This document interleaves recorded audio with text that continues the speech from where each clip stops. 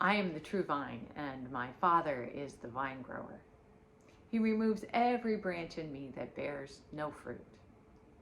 Every branch that bears fruit, he prunes to make it bear more fruit. Coming from a family of growers and gardeners, Jesus talked about vines and branches, and pruning is the language of home for me.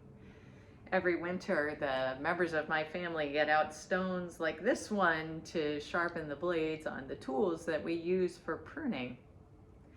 Now, I know it seems kind of counterintuitive to cut back or subtract to add more fruit and new life, but that's exactly what pruning does. I think of the tomato seedlings that I have been lovingly tending in my basement for weeks. In about a month or so, the ground will warm up enough for me to plant them in the garden, and God willing, those plants will grow big and tall. But I know that if I let every branch remain connected to that vine, that I'm going to end up with a tangled mess. Yes, I will have yards and yards of vines and hundreds of leaves, but not so much fruit.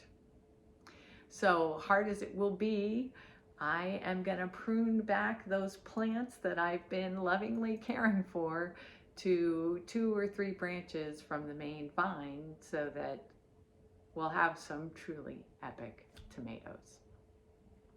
The grace of pruning is that it opens plants up to light and air, and it allows the plant to focus its energy so that it can bear more fruit. And that's true for us too. I've been thinking about pruning as a spiritual discipline and noticing where cutting back is adding new life. I notice God inviting me to prune away my self-doubt and to live into my identity as a beloved child of God and trust that I have gifts to bear. I notice that when I consume less and embrace enough, I have more that I can share with others. I think all of us have noticed the overwhelming grief and loss that we've been experiencing during COVID-19.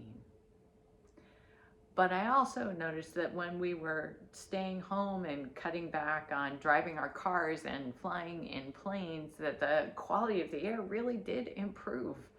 And that was good for the whole earth. I noticed the sin of racism, and I see how deeply it is a part of my life and our culture. But I also noticed that when we confess this sin, when we come together to pray and talk and learn from one another, when we organize to address racism and prune it from the institutions and the systems that we are a part of and prune it from our own lives, then we become that beloved community that God so desires us to be. God's pruning grace. It may seem counterintuitive, but it produces such amazing fruit. So I invite you today to notice where God's pruning grace is active in your life and in our life together.